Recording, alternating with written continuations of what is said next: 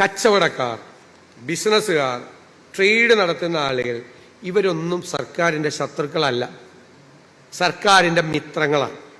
എന്ന് വെച്ചാൽ ഞാൻ അവരെ കാണുന്നത് ജെനുവിൻ ടാക്സ് പേയേഴ്സ് ആയിട്ടാണ്, യഥാർത്ഥ നികുതിദായകരായിട്ടാണ് അവരെ കാണുന്നത്.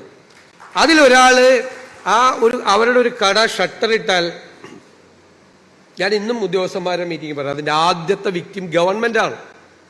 ഇപ്പോൾ കേരളത്തിൽ നിന്നിപ്പോൾ ഞാനൊരു ഉദാഹരണം പറയാം. ഇപ്പോൾ ടൈൽസിൻ്റെ കട നടത്തുന്നു കുറേ ആളുകൾ ചെയ്യുന്നു.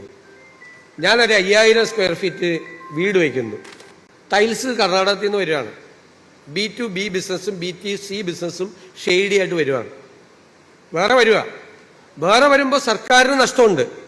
സർക്കാരിൻ്റെ നഷ്ടത്തേക്കാൾ ഗൗരവമുള്ളൊരു കാര്യം, ഒരു ജെനുവിൻ ടാക്സ് പെയറിൻ്റെ കട പൂട്ടിപ്പോവാണ് ഇല്ലേ.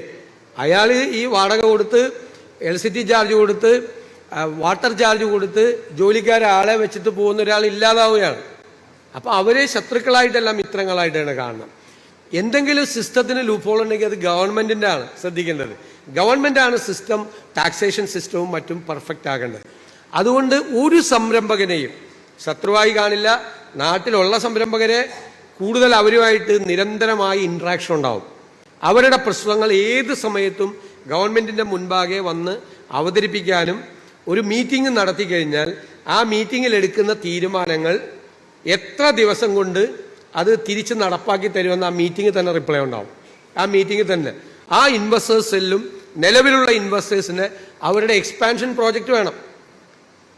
പണ്ട് ഞാനൊരാൾ ഒരു ചെറുപ്പക്കാരനായിട്ട് ഇൻ്റർവ്യൂ നടത്തി കഴിഞ്ഞപ്പോൾ അദ്ദേഹം എന്നോട് പറഞ്ഞു, നമ്മുടെ ബാംഗ്ലൂർ എയർപോർട്ടിലെ MD ആണ്, എന്നോട് പറഞ്ഞു എല്ലാ കാര്യങ്ങളും നല്ല സ്മൂത്തായി പോകുന്നു എന്ന് വിചാരിച്ച ഒരു ബിസിനസ്സിൽ അപ്പോഴാണ് അതിൻ്റെ എക്സ്പാൻഷനെ കുറിച്ച് ആലോചിക്കേണ്ട സമയം. അവയെല്ലാം നന്നായി പോകുന്നു എന്ന് വിചാരിച്ച് കിടന്നുറങ്ങരുത്.